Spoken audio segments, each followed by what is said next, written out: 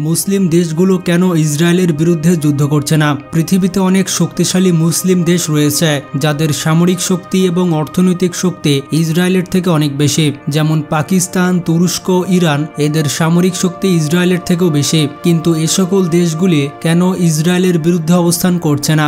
কেন তারা ফিলিস্তিনিদের পাশে দাঁড়াচ্ছে না? প্রতিদিন শত শত ফিলিস্তিনি শিশু মারা যাচ্ছে। এত সব কিছু দেখে কেন মুসলিম বিশ্বের ঘুম ভাঙছে না? বন্ধুরা, এর পেছনে কিন্তু অনেক বড় একটি কারণ রয়েছে, যা জানলে আপনি অবাক হতে বাধ্য হবেন।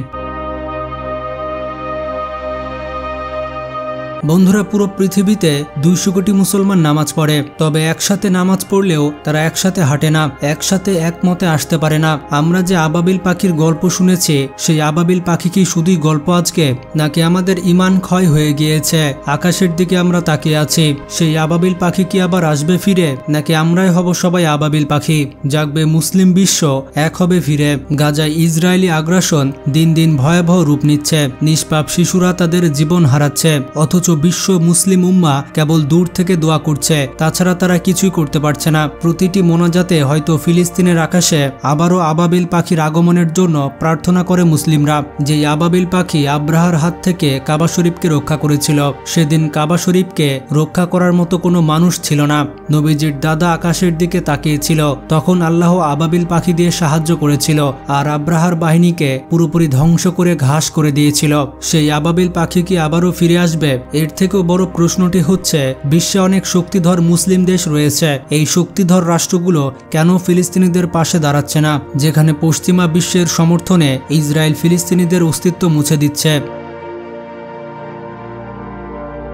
সেখানে মুসলিম দেশগুলো কেন ঐক্যবদ্ধ হয়ে তাদের পাশে দাঁড়াতে পারছে না? বন্ধুরা, এর পেছনে কিছু কারণ রয়েছে, চলুন সেগুলো খুঁজে বের করি। মুসলিম দেশগুলোর ঐক্যবদ্ধ হতে সব থেকে বড় বাধা হচ্ছে ভূরাজনৈতিক স্বার্থ এবং বিভাজন। সৌদি আরব, সংযুক্ত আরব আমিরাত, মিশর, তুরস্ক ও পাকিস্তান সব দেশেরই নিজস্ব ভূরাজনৈতিক স্বার্থ রয়েছে। অনেক মুসলিম দেশ ইতিমধ্যেই ইসরায়েলের সঙ্গে কূটনৈতিক সম্পর্ক স্থাপন করেছে। এই সকল মুসলিম দেশগুলোর মধ্যে রয়েছে মিশর, জর্ডান, মরক্কো, বাহরাইন এবং আরব আমিরাত। তাছাড়া মুসলিম বিশ্বে শিয়া সুন্নি বিভাজন রয়েছে, যেটি ঐক্য গঠনের সব থেকে বড় বাধা। ইরান ও সৌদি আরবের মধ্যে যে বিরোধ রয়েছে, এটি তার অন্যতম প্রধান উদাহরণ। মুসলিম বিশ্বের মধ্যে কিছু দেশ সামরিকভাবে শক্তিশালী হলেও সম্মিলিতভাবে যুদ্ধ পরিচালনা করা বেশ কঠিন, কারণ ইসরায়েলের সেনাবাহিনী বিশ্বের অন্যতম উন্নত বাহিনী। তাদের কাছে অ্যাডভান্স টেকনোলজি রয়েছে আয়রন ডোম, ডেভিড স্লিং এবং অ্যারো সিস্টেমের মতো শক্তিশালী আকাশ প্রতিরক্ষা ব্যবস্থা। বিশেষজ্ঞরা বলে থাকেন, ইসরায়েলের হাতে 80 থেকে 400টি পরমাণু ওয়ারহেড রয়েছে। যদি মুসলিম বিশ্ব ইসরায়েলের উপরে সম্মিলিতভাবে হামলা চালায়, তবে ইসরায়েল পরমাণু অস্ত্র ব্যবহার করতে পারে, যা মধ্যপ্রাচ্যের দেশগুলির জন্য বিপর্যয়কর হবে। অন্যদিকে মুসলিম দেশগুলির মধ্যে একমাত্র পাকিস্তানের কাছে পরমাণু অস্ত্র আছে, কিন্তু এই পরমাণু অস্ত্র ইসরায়েলের বিরুদ্ধে ব্যবহার করা হবে কিনা সেটি নিশ্চিত করে বলা যাচ্ছে না।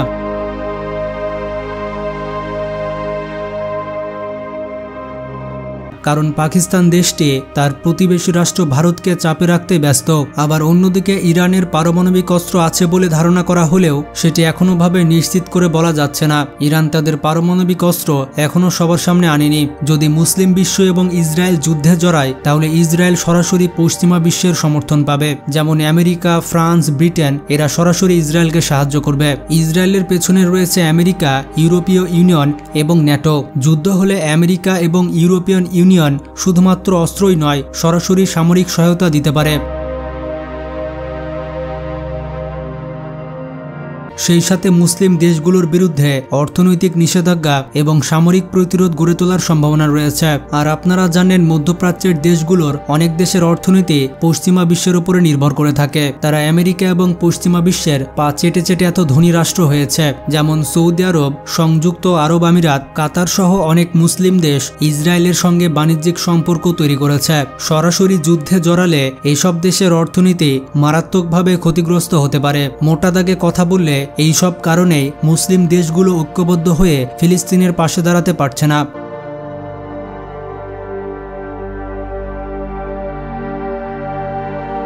তবে মুসলিম জাতির ঐক্যবদ্ধ হওয়া ছাড়া দখলদার ইহুদিদের হাত থেকে কোনোভাবেই মুক্ত হওয়ার সম্ভাবনা নেই ফিলিস্তিনিদের। যদি মুসলিম উম্মাহ সত্যিকার অর্থে ঐক্যবদ্ধ হয় তবেই ফিলিস্তিনে ন্যায় বিচার প্রতিষ্ঠা হবে আর ইসরায়েলের নিষ্ঠুরতার সমাপ্তি ঘটবে। ইতিহাস সাক্ষী রয়েছে, যখন মুসলিমরা এক হয়েছিল তখন কেউ তাদের পরাভূত করতে পারেনি, যেমনটা ঘটেছিল খোলাফায়ে রাশিদিনের যুগে, উমাইয়া ও আব্বাসির খেলাফতের যুগে।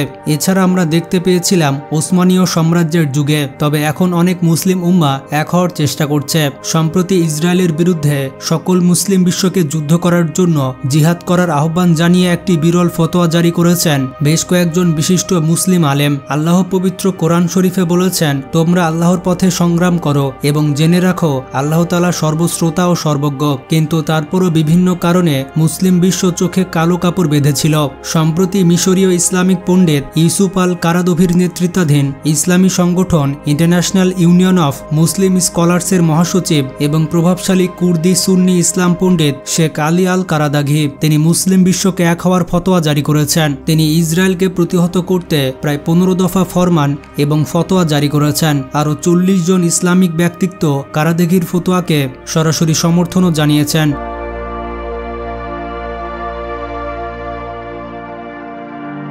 বন্ধুরা, আপনার কি মনে হয় মুসলিম বিশ্ব কি এক হতে পারবে? কারা কারা ফিলিস্তিনের পক্ষে রয়েছেন তারা কমেন্টে জানিয়ে দিন। অন্তত ভিডিওতে লাইক এবং কমেন্টের মাধ্যমে বোঝা যাবে কত মানুষ ফিলিস্তিনকে মন থেকে ভালোবাসে এবং ফিলিস্তিনিদের সাহায্য করতে চায়। আপনারা কাজে করে না দেখাতে পারলে অন্তত লাইক কমেন্ট করে তো বোঝাতে পারেন। আপনারা মুখে তো স্বীকার করতে পারেন যে আমরা ফিলিস্তিনকে সমর্থন করি এবং ইসরায়েলের ধ্বংস চাই। ভিডিওটি ভালো লাগলে বেশি বেশি শেয়ার করতে পারেন। আজকে পর্যন্তই, ভালো থাকবেন। আল্লাহ হাফেজ।